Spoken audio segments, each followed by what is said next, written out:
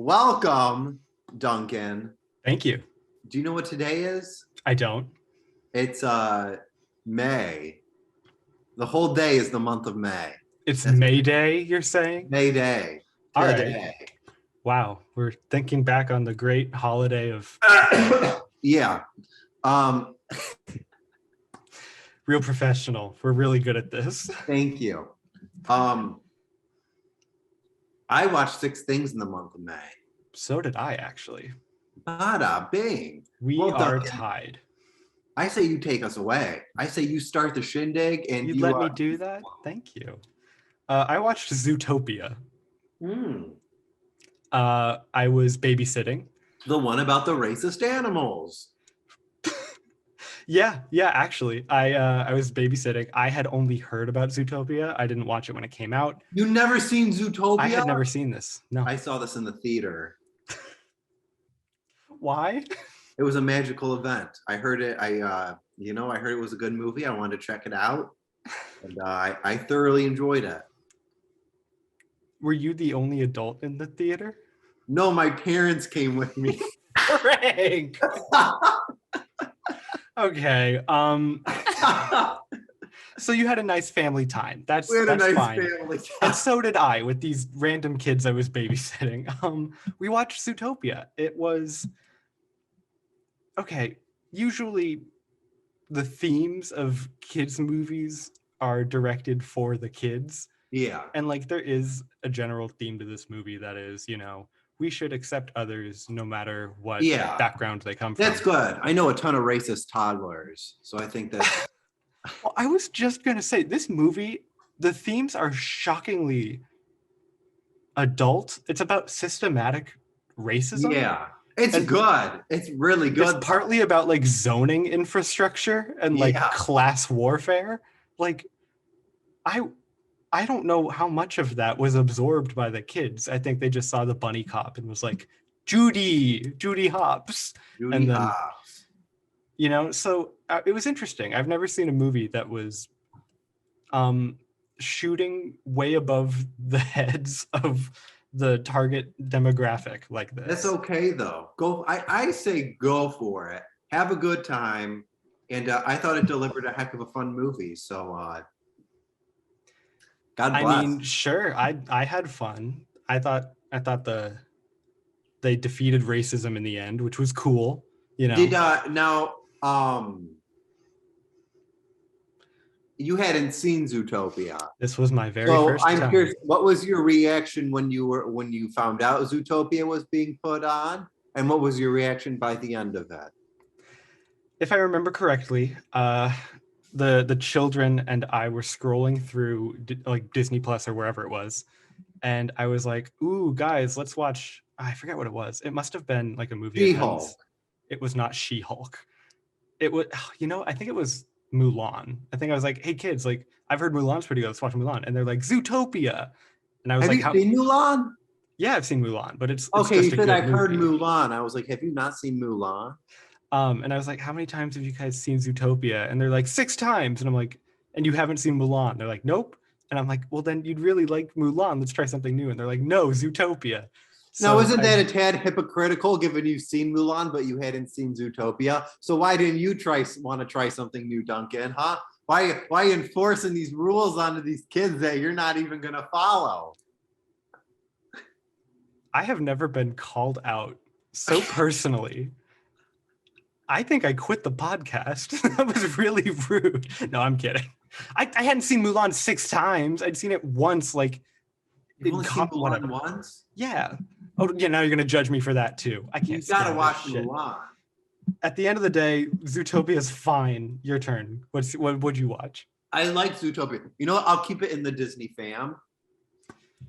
I watched the Disney Plus original movie, Chip 'n Dale Rescue Rangers. Is that their theme, or are you ad-libbing? I think that's like a riff of their theme that Post Malone sings in the movie. You've got to be shitting me. They play it a lot, and that's the only reason I know it, even though I've only seen the movie once. Oh Christ! All right. Well, what'd you think of this?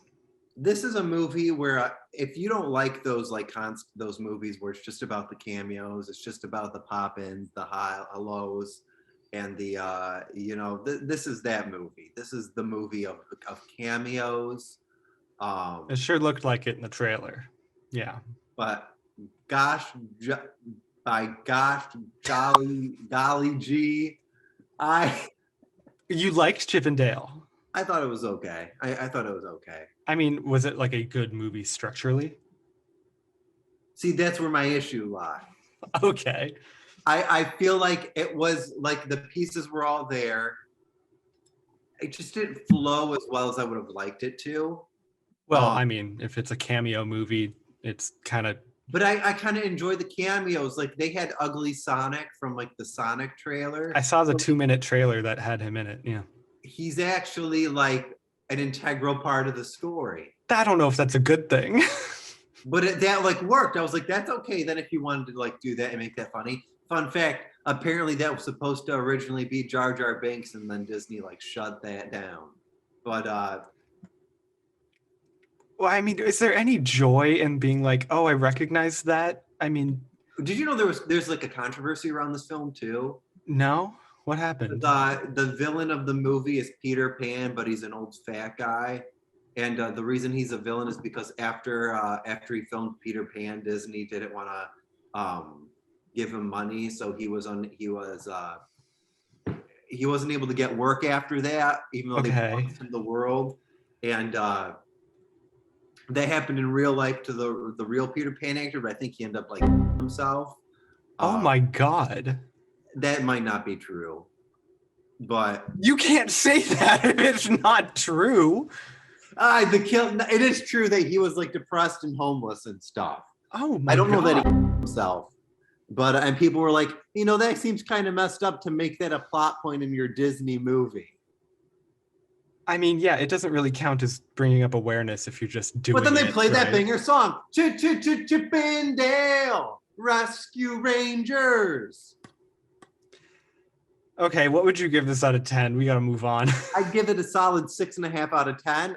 It's watchable. It's a good time. It's a one-time watch. It's a movie you watch while you're folding your laundry.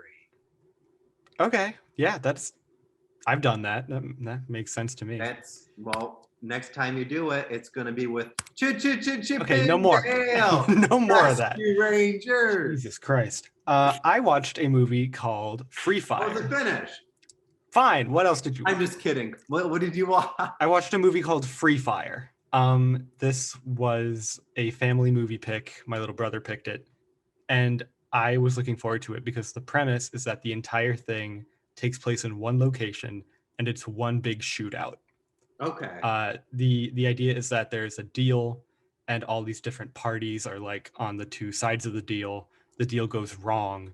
And then they're all trapped in the same warehouse, like shooting at each other behind cover for the whole movie. Okay. And I think that's really interesting because in movies, like those scenes are over pretty quick, but the idea that it just stretches out the whole time, like there's a lot of, interesting things you could do there. Now, is it all shooting or is there like downtime with the characters? Oh, there's a lot of downtime. Okay, I was gonna say, but I kind of like the suspense of you never know anything could like that. Right, like some characters run out of ammo, or like some characters get shot in the shoulder and like need attention. Fall in love?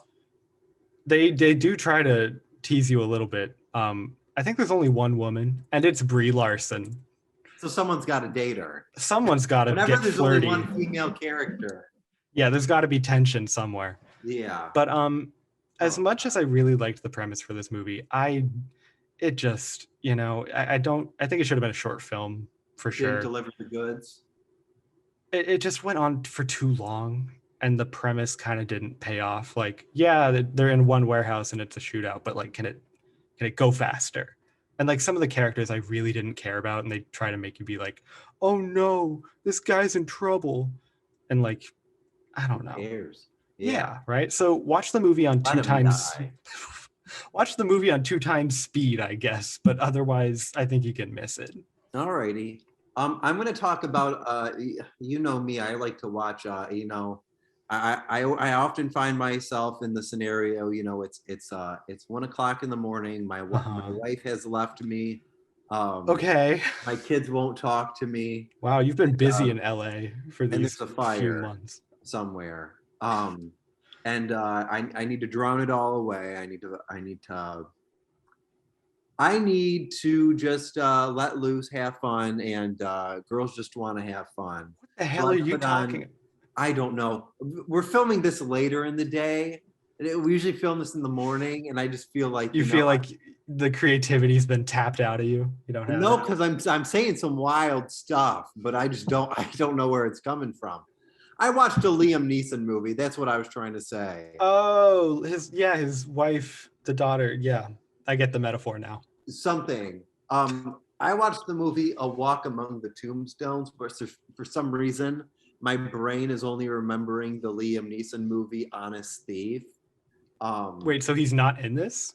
No, he is in this. I just don't remember what happened. It's a different Liam Neeson movie. Now, is this the one? Are you asking me? I don't know. On this podcast, I've watched a Liam Neeson movie, and I have had to look up what it's about because I don't remember. They do kind of blend together after a while. On everybody. Oh. Is that a Verbo ad? We're not sponsored by them. I've been getting a lot of political ads on YouTube. That's worrying. Bob is not the man you think he is. He slept with 12 women and has a meth kitchen in his basement. Kind of looks like a pervert, this guy. Alrighty, let's. Okay. Oh, Washington Heights. Yup, I watched this one. I sure did. Yeah, it's a standard Liam Neeson movie. There's guns ablazing, there's shooting, there's some talking, and he goes in his Irish accent, and he goes up to the people and says, "If you ever hurt my family again, I will kill you." Is it good? I don't remember. I think it's okay. Man. All right. Do you recommend it? I don't know. I don't know either. Okay. Let's just move Listen, it's on. on Netflix. God, this is a mess. I love Liam Neeson. I will watch every movie he is in eventually, and I won't be able to tell you a single plot detail of any of them. Yeah. I remember Taken. That was good. But the rest all blend together. Sometimes he's on a train. Sometimes he's on a plane. I watched a movie called Upgrade. Have you heard of this? This was the first movie I watched when I moved into this apartment. No kidding. Yeah, that's how I spent my first night watching that movie and puking up chicken tenders. Why were you puking chicken tenders? Do I want to know? It was my first time eating greasy food in California, and I was really dehydrated my first week because I didn't realize you have to drink like 20 gallons of water a day when you live here. Oh, yeah. And so the greasy food and the dehydration just they came at a crossroads, and the crossroads was you. Yeah. Well, I'm sorry for your loss, but Upgrade is a really interesting movie. This movie was pitched to me like Venom, but with AI. Someone pitched the movie the same way to me. I think, they're right. This movie is about a guy who's in an accident and he gets it's in the future. So he has a little like AI chip in his brain, like a Siri to help him function. But he wants revenge. And so the Siri's like, I will help you get revenge, blah, blah, blah, blah, blah. It's interesting. It's a cool plot. What did you think? I thought it was good. This isn't like the guy who pitched this movie to me was like, it's the greatest. It's a second coming of Christ. Oh, and so I was like, I watched it. I was like, yeah, it's good. I don't know if it's like second coming of Christ good. Yeah, no, I wouldn't even call I wouldn't even call it like a masterpiece. I was like, yeah, it's a good. I like that it's an independent film, and you could definitely tell that. But yeah. They're hard to do, especially with that concept, that budget. Yeah, I thought it worked really well. I didn't love all of it. I think there were times when they needed like time to pass. There's that one part where the system is down and he's like crawling through that building, and like there's tension, but after a while, you're kind of like, all right, can like they either catch him or can he get there in time, please? Yeah. And then I thought the twist took a little while to pay off, and it would have been interesting if that happened a little earlier, and maybe there was more of a fight during the climax. But overall, I thought it was really well done. It's pretty good. Bummer ending, but yeah, I liked it. All righty. Well, that's all that matters here at the Mr. Movies podcast. Very true. I worked at a movie theater, Duncan, and I had a coworker who I did not like. She was mean, she was nasty, and she had an attitude, and she didn't do her job. And one day she pissed me off to the point where I said, I have some work to do in the back. And by work, I sat in a theater and I watched the Zac Efron movie Firestarter. I thought you were gonna like admit to killing someone on the podcast. No, my life's not that interesting. Okay, all right. Firestarter is a movie that was critically panned. I think it went straight to streaming. Nobody saw it. It tanked and did not make money. It's actually pretty half. It's like half decent. I don't think it's like it's not like an insanely good movie. Like, oh my gosh, but like I didn't hate myself while I was watching it. I think the most underrated part of this entire movie is the score. John Carpenter, Halloween. He's good at what he does. That's what he does. He did the music for this, and it slaps. I also thought like the actress did good, and I will say, the visual effects of the fire in this movie are really freaking good. Interesting. Which I wasn't expecting because the movie got like really bad reviews. But there was effort put in, and I appreciated that. Yeah, I feel like people don't bring it up much, but fire effects are really hit or miss for a lot of movies. And if it's notable, then like, yeah, it must be pretty good. I also made one of my coworkers mad because he's a big Marvel fan. Sure. And he was going off just goosing on this movie. Is goosing that? No, that's not even goosing. Hold on, I'm looking up goosing. Don't look it up. Is it going to be inappropriate? Goosing verb. Definition of on Urban Dictionary. That's where you're going to get your answer. To poke between the buttocks with an upward thrust. Yeah, so that's what he was goosing on this movie. Who the hell does this? Yeah, it's like you poke someone between the ass cheeks. It's called goosing. Jeez. Please tell me your coworker didn't do that to your... Just whatever. Finish the story. Could you imagine texting that someone you're getting goosed tonight? Oh my God. Frank, this is a family-friendly show. Just finish the story. What'd your coworker goose you about? Oh yeah, so he's just crapping on this movie, and he's like, "Can't you just like it? What's wrong with you?" And I said, and then this made him mad, but I actually kind of believe it. I said, I said the thing about this movie is if you were to play the Marvel Studios logo beforehand, it'd have a 95% on Rotten Tomatoes, and that pissed him off. That sent him. He was spiraling after that. Did that bond ever repair? Or I 100% believe that. Sure. If the Marvel Studios logo played before this movie, it'd have a 95% on Rotten Tomatoes. Damn. Wow. You must really believe that. I genuinely. If it was worth ending like this friendship movie over. Is so like trying to be crowd pleasing and so mid of the road that like I'm waiting for Tony Stark and Spider-Man to swing by and be like, "Oh, what are you? Some kind of fire starter?" You're gonna make the audience mad if you keep this up. No, I like the movie. What's wrong with liking the movie? I don't know, man. Do you recommend it? Is it good? Do you care? It's like a movie where it's a laundry movie. I'd put it up in the same par with like Chip and Dale, Chip and Dale Rescue Rangers, and I just have it in that same category. Okay, and you said Zac Efron's in it? Zac Efron is in it. Is he good? Is he a good actor in it? Yeah, he's a good actor. All right, that's all my questions. He's fine in this. He doesn't really have a whole ton to do, but sure. He's there. He is, yeah. Well, I watched a movie called The Candy Jar.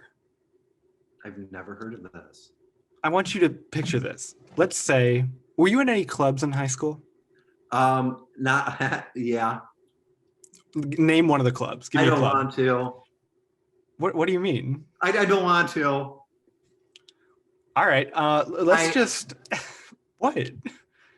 Like name you could lie. Any club. Just what's happening? I was in an all men a cappella group, and I don't like to talk about it. All right, that's proud of. This metaphor is not going to carry for that. Let's just say you're in a club, right? And you're in an all-male a cappella group. No, not that one. You just made me admit that embarrassing fact about myself, and now we're just throwing it. It doesn't track with the metaphor. You're goosing me. All right, I am not goosing.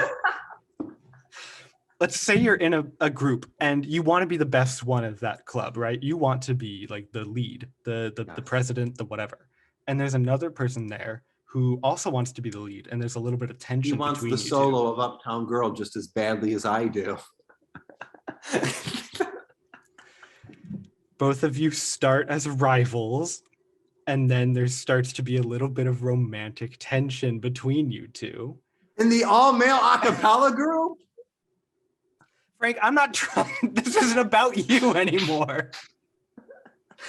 Fuck it. The Candy Jar is about two kids on the debate team, and they're both trying to win like the star debate kid, and they have to like practice together because they're both co-leaders because they both wanted to be leader, and the debate president or the teacher was like, you both have to learn how to work together. So like you're both co-captain, and then they work together, and all that time they spent together makes them grow together. And then prom's coming up, and then they want to go to prom together, but it's a rift and blah blah blah. And there's a B plot about the parents, like the moms of both these kids are also like high school enemies, so they hate each other.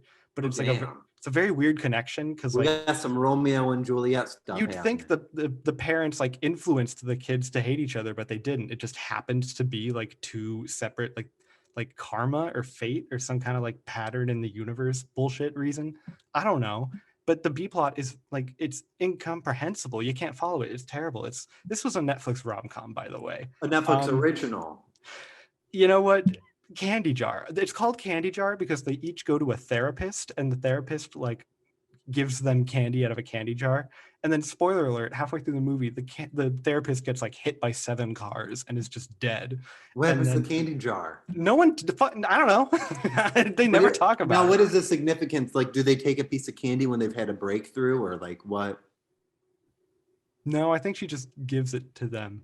I was really proud of last week when we were able to decipher the title Banana Split. I mean, they go to her house for the funeral, and like they reach in at the same time. Well, there's just like a million candy jars in the house, and apparently she was just like, I don't know, like a sugar hound. I don't know. It's not okay. Not all of these have some kind of beautiful connection in the title, Frank. Sometimes they're just shitty movies. Okay, I can accept that. No, I can't. That's Candy Jar, ladies, gents, and everything in between. It's not a great one. Your turn, Frank. Duncan, are you drinking water? Yeah. Is this some kind of segue into whatever you watched? Why were you drinking water? My throat was dry, Frank. So you would say you were dehydrated? Sure. Where's this going? When it came to the water, would you say you felt the need? The need for speed? I watched Top Gun Maverick. What the hell? You were just like, is that water? How is you? Whatever. Talk about the movie.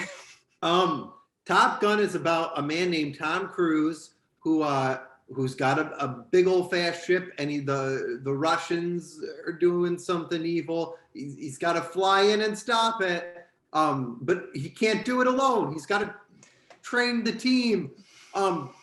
Iceman. This movie's really good. I really enjoyed it. I thought the cinematography was stunning. Tom Cruise is a madman. The man can do no wrong. Well, in the movies. But he's a very we have to stop. We can never record this podcast again in the late afternoon. Frank. The Scientologists are gonna hunt us down and kill us. Oh no. Tom Cruise is part of a religion that believes when he dies, he'll be reincarnated as a god of his own planet. As he should. No. Top Gun Maverick, I think it was the blockbuster event of the summer. There is a reason this movie made $1 billion. It's crowd pleasing, it's fun, and it's so insanely well done. I mean, they use this thing called Cinejet to film the frickin' airplane. They're not airplanes. I'm just gonna call them airplanes for the rest of this because I'm not smart. The airplanes they ride.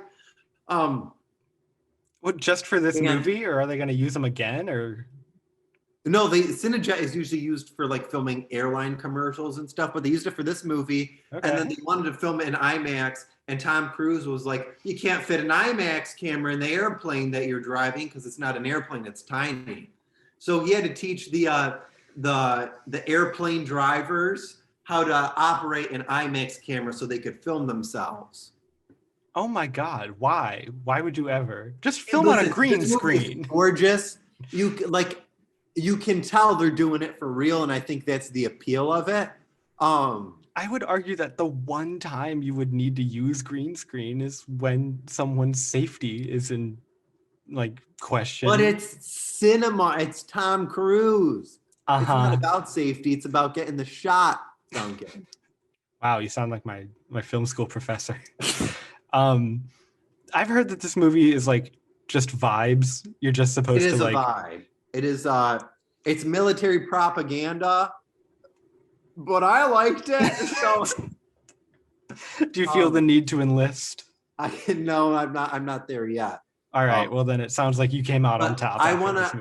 One thing that I really love about this movie, and I've talked about another movie in the past, the Val Kilmer documentary, Val. Right. Yeah. I absolutely adore that film. I think it's fantastic. I love that this movie brought back Val Kilmer because he was in the original movie. Oh. And they brought him back in a way where it just felt so freaking respectful.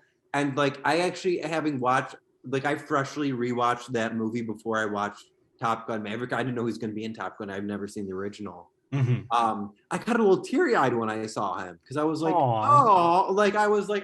it affected so you. Happy for him. Yeah. And I'm just, it's a good movie. It's a good time. And Lady Gaga sings this song called "Hold My Hand" at the end. And Lady Gaga's in the movie? No, she just sings in it at the end. Okay. I want that movie to play at my wedding. I'm like, that's a banger. Wow.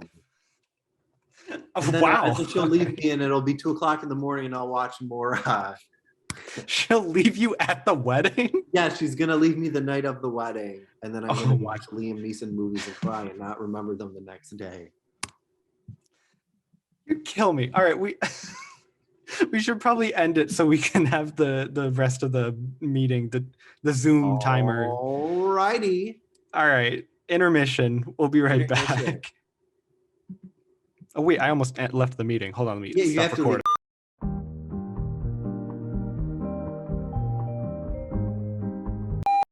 Frank, let's finish up the podcast. It's Izzy time, baby. It's Izzy Izzy. time. We feeling fizzy. We feeling Izzy. Wow, I didn't realize you had that planned. Wait, you just talked about Top Gun. So Top Gun Maverick. I guess, did you have anything else you wanted to say to that? I don't know. I feel like people from Minnesota will really like the movie. I don't know why. There you go. That's the official Frank review. I watched Metal Lords. Why does this ring a bell? Now, Frank, if you heard a movie was titled Metal Lords, what would you think it's about? Jesus. Why? Playing the guitar now. I don't know. What is it about? It's about 3 high school kids trying to fit it. Sorry, there's a plane going overhead. Jesus, okay. That's low. I was gonna say I'd run. If I died doing this, it's like it just makes sense, Talking into my shitty laptop webcam. Nobody's thinking about me. Yeah, it makes sense. Just take me, God. All right, Metal Lords is about 3 high schoolers trying to start a metal band, and one of them wants to be a normal kid, and the other one is like really I hate it. What do you mean one of them wants to be a normal kid? Well, one of them, like, he doesn't want to like wear the face paint and like play death metal, and he wants to just like leave the clique, but like there's a big show coming up, so I don't know why I do this, man. I don't know Can why. you just say I don't want to wear the makeup? Yeah, but the older one is really intense, and he like bullies. He's a real Frank, I need to stop watching these movies. Yeah, why do you I feel like there's a deeper reason we could deep dive into. What, you think I like hate myself? No, I think you're trying to relive your high school glory days, and you need to stop. My high school glory days. Frank, do you know what I was like in high school? I was on the marching band. It can't get worse than I was in an all-male a cappella group, I'll tell you that. I was cymbals in the marching band, and I had 4 friends total throughout the whole time, just 4 friends. That's all you need. What did you watch, Frank? I'm done with Metal Lords. Metal Lords, is it a Netflix original? I don't know if it's an original. It could be a good movie, but like because I watched it and like my lens is just so beat down and destroyed, I gave up immediately. Why are you spitting? Oh my Christ. Oh my God. Frank, what happened? Are you okay? All I literally did was hearing you talk, and I took a sip and it went down the wrong tube, and then I was like, don't cough, and I started laughing. Oh my God. That's strange. What is? Doctor Strange in the Multiverse of Madness. I should have known. I should have known. All right, what'd you think?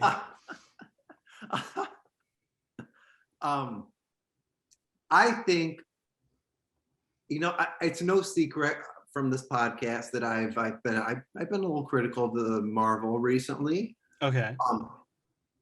Past Infinity War, I haven't really loved anything. Like, yeah, there's a certain spark that they seem to be missing. Yeah, like even like the movies I like Shang-Chi and stuff, there's like good chunks of that where I'm like, it's just you're almost there. Right. I hear you. And there's chunks in Multiverse of Madness where mainly there's like this cameo fest thing that happens, and I was like, I wasn't about it. Sure. Overall, I gotta say, I had a Greek salad wrap for dinner, and eating that. I thought you were trying to find the right words to say, but you just had indigestion. Yes. Eating one of those makes me never want to visit Greece in my life. It is so bad. My God, man. Oh, I could taste it. Anyway.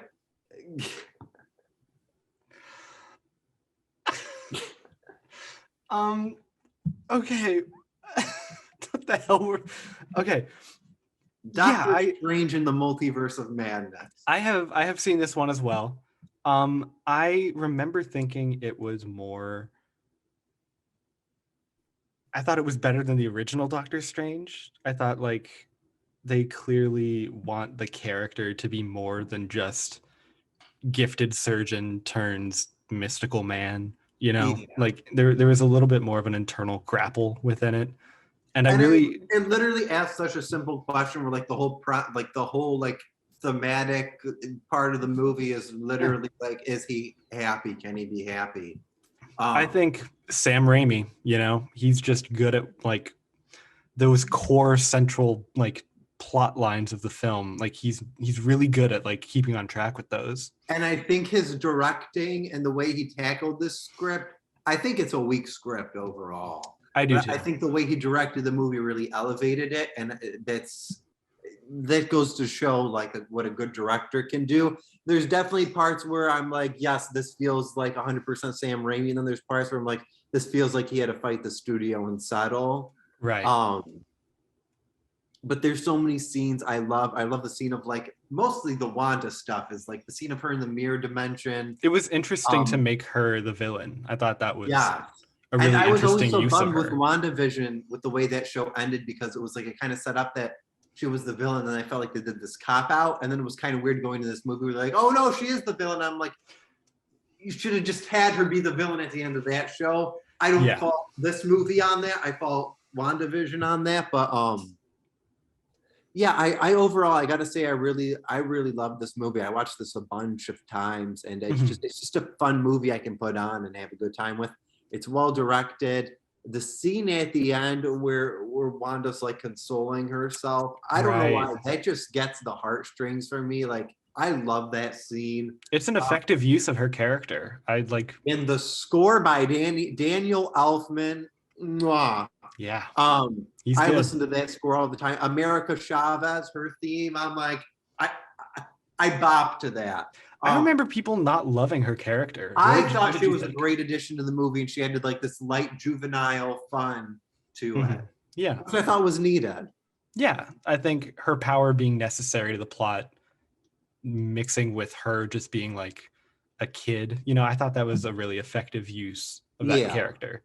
I remember thinking that the multiverse itself was not utilized as much as you thought it would be for it being in the title. For a movie called Multiverse of Madness, there wasn't a whole lot of multiverse. And like isn't like the whole game plan for like this next phase to be about the multiverse? So like we are in the multiverse saga, Duncan. Man, I don't like cool, but like if this was our first introduction to that, you would have hoped it would have been a little more like. Can I just say I have in my head? Sure. I'm not like one of those fans who gets like this with this stuff. I don't have like the Marvel timeline planned out, like tattooed on my bicep. The Kang, what is it? The Kang War? Is that what the first next Dynasty? I think the Kang Dynasty. Don't act like you didn't know that off the top of your head. I just remember it because it sounds like die nasty, which is my motto.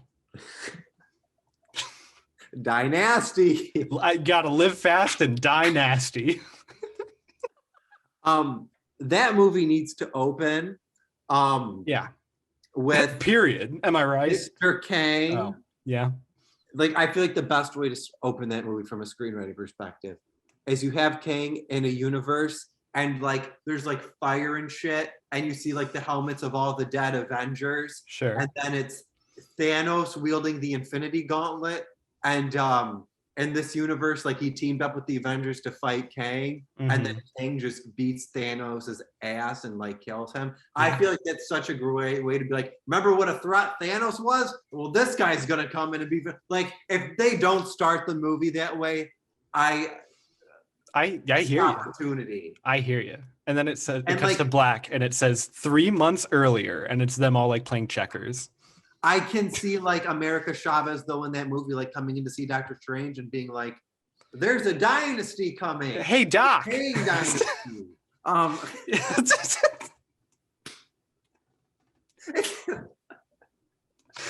Oh my God. Yeah, I mean, I'll watch it. I'll give it a shot. I just, I hope they're not as creatively bankrupt then as they are currently. I don't think they're creatively bankrupt. I think they're trying to do too much in too little of a time. That could be it too. Everything's being rushed. It's just too much of it, I think. There's right? too much, and stuff doesn't leave the impact it should. Like I liked Okoye in Black Panther. I don't think she needs a TV show. Like my whole thing is how I felt is like, especially with the Disney Plus stuff. I haven't felt it with the movies, more so the Disney Plus stuff. Let's add in all these new shows with these new characters. Yeah. When the team up happens, we need them all on the screen. It's got to be bigger than Endgame. So just introduce these characters. Did you watch the She-Hulk finale? I gave up on She-Hulk, but I kept up with what happened. In the finale, they introduce a character, and I'm like, they literally just throw him in. Like somebody walks in and goes, "Hey, this is so-and-so," and then the scene ends, and you never see that character again. And Yeah. it's like, you're clearly only setting that up, and I get you have to do it, but there's better ways to do it, and it's there's the better way to do it is to not then, right? At the I end of recommend another. watching the last 2 episodes of She-Hulk, by the way. Okay, yeah. Just for the sake of this podcast, because I'm going to deep dive into it when we talk about that show. I'm looking forward to it. Yeah, I mean, what a franchise. Final thoughts on. I still enjoy Marvel. I still enjoy it. Me too. They're fun. There's good stuff that's going to be coming, and I look forward. Duncan, what did you? How many do you have left? Oh, that's a good question. Sorry, my phone doesn't recognize my face for some reason. Oh, I have 1 left. Okay, well, take us home. I shall. I watched the TV show The Righteous Gemstones. I've heard about this. This show slaps. This is a really, really good show. But does it goose? I'm not going to comment on whether or not it gooses, man. You're on thin ice, by the way. This show is about televangelist preachers in the South. And what I really like is, much like Midnight Mass, religion is a very core element of the show, but it is never the target. I think the show is really smart by acknowledging that like faith is important and it brings a lot of people together, but there are definitely people who are manipulating it behind the scenes in order to benefit. And the main characters of the show is a family of people who are rich beyond belief from like running a church. And the show always like will have them preaching about like to this like gladiatorial arena of people, and they're saying like, love thy neighbor, help each other up, like together, that is how you feel like worthy of like virtue and reward. And then it cuts to them in their like really big cars like leaving, and like almost a montage of them all like exiting their giant vehicles. And the plot of the first episode in the first season is one of the brothers of the show has like incriminating footage of him and the guys on a Vegas weekend. Like, and the people with the footage are like, give me like $1 million or we'll leak it and ruin your image. And then you're like, okay, we're following this family, but we're not supposed to like them because they're abusing their wealth. And so you're kind of tricked into rooting for these people with the footage. But then in the next episode, you see the people with the footage and they're all assholes too. And do you know who Danny McBride is? Yes. He's a great writer. Some of his acting is a little questionable for me personally, but it's perfect in this show because he's very entitled and bratty. But it's just, no one in this show, you're not rooting for anyone because they're all kind of bad, but you still want them to be okay by the end of it. It's really effective in making you care about like bad people. And it's really funny too. I haven't laughed at a show like this in a while. So Righteous Gemstones, it's a solid recommendation from me. I think you might actually really like it. All right. I was thinking about checking it out, so I'm glad to hear your recommendation. Duncan? You're gonna love it. Yeah. I got 1 movie left. You sure do. But guess what?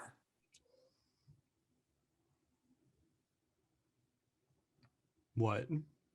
I'm not going to talk about it because I'm going to save it, and I'm going to save it. Get ready. Drum roll, drum roll, drum roll.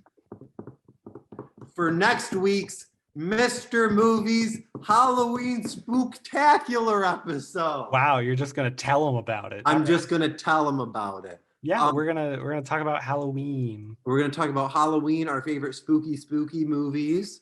That's correct. We're going to talk about favorite spooky TV shows. We'll talk about Mike Flanagan, maybe try to get you guys to watch Midnight Mass again. Maybe talk about his new series, The Midnight Club, which we both watched. And The Man Loves Midnight. The Man Loves Midnight. And I'm going to tell you guys the story of when I walked into an abandoned like shack in the woods and then a dog bit me. It's the spookiest thing I've ever seen.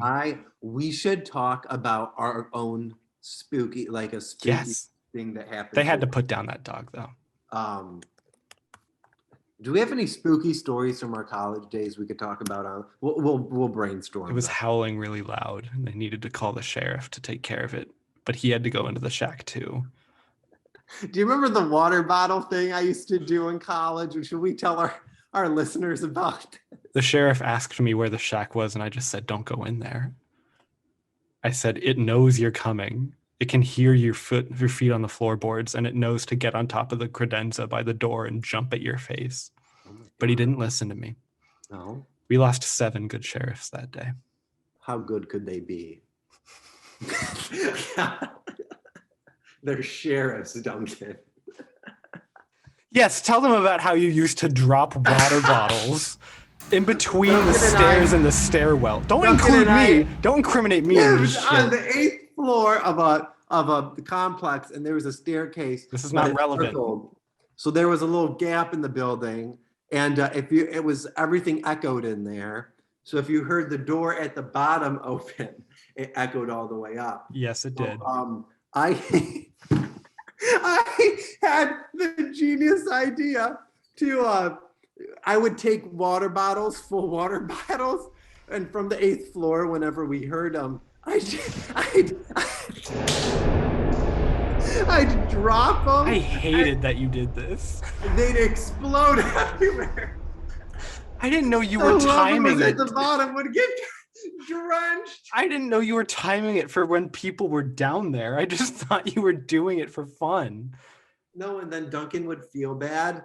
And I would go back to clean it all up. He'd go down and clean up the water. I don't know why you talk about this like it's a fond memory for the both of us, because I had to clean up water wreckage.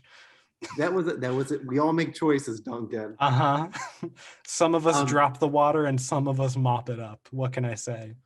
I don't know. In life, you're either the gooser or the goosey. All right, let's wrap this up. Thanks for watching, everyone. That was, I don't know, like May? I forget. Be sure to like and subscribe. And Come we'll back see you next week for the spooktacular. Get ready to get spooked next week. Thank you all. I'm going to go chastise Frank for ruining our reputation. Is there anything you want to say? Okay, well, yeah, bye.